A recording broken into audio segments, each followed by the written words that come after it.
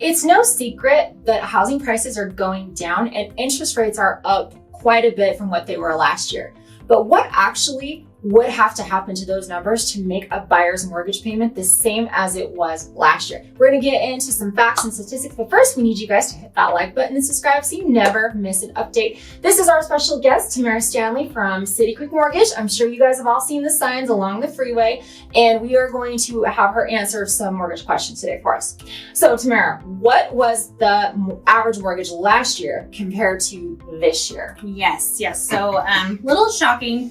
Mortgage payments are at 77% this year versus last year, so obviously quite a big number. Yeah, that's a lot. And on average, it's going to be about $1,000 a month. So you're going to be paying $1,000 more right now with interest rates versus last year, what you would have had with your interest rate last year. Justin, do you want to tell us a little bit about most buyers are going to say, based on interest rates, that it's unaffordable to buy a house right now. Right.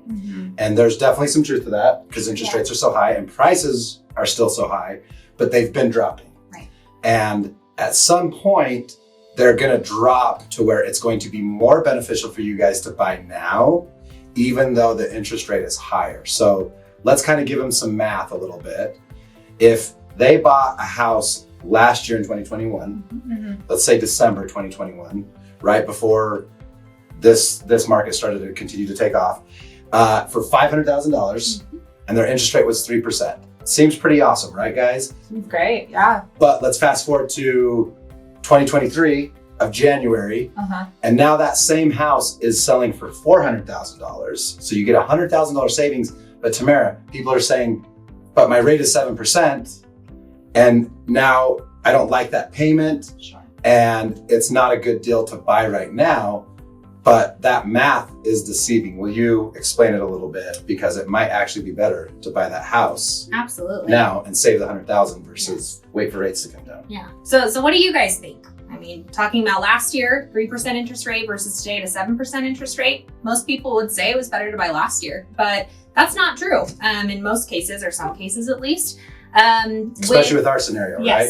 Yeah, $100,000 less. So if you're going to be paying $1,000 more for your payment right now, doing that math at $100,000 that you saved on the price that you purchased your home for, it's going to take you 8.3 years to break even on the cost that you're paying per month. Which, let's be real, you're not going to keep an interest rate that long, especially right now. Exactly. So why aren't you going to keep it that long?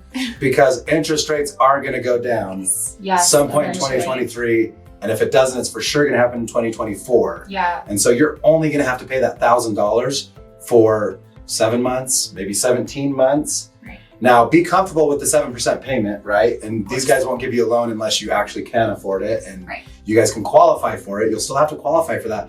But if we take those payments, and let's just say someone kept it for 12 months, paid $12,000 extra dollars, then rates go back down to the 4s or the 3s, and then they refinance, you're $88,000 ahead in equity when rates go down and prices go up than your neighbor that bought in December of 2021 for $500,000. Wow. So that's, for all you guys that are wondering why people are out there still buying, that's why.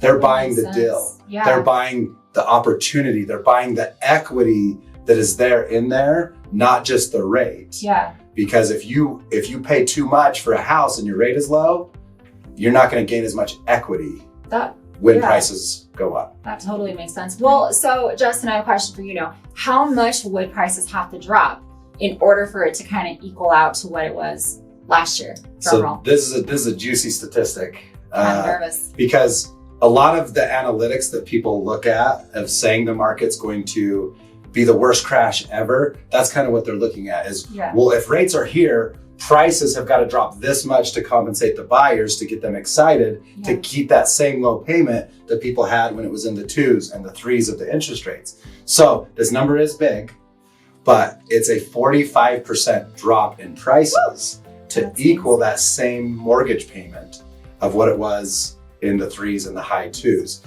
If rates go to 8%, prices have got to drop 50%. But the reason why it won't drop that much is exactly what Tamara just explained.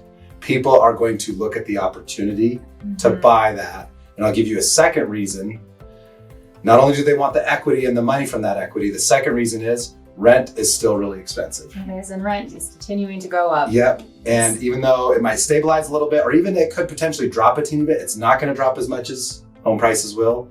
And people don't want to just throw money away for rent. And when they understand this math, they're going to get out there, they're going to continue to buy. So buy smart, still look for those deals, still look for that equity play. If you go buy the house that's been on the market for 90 days and you pay full price and there's been no price reductions, Yeah, then this doesn't apply. that was a bad deal. Yeah. Go get the deal. And when you get the deal, the money will come and you'll make that up in the long run after you refinance in a few years from now.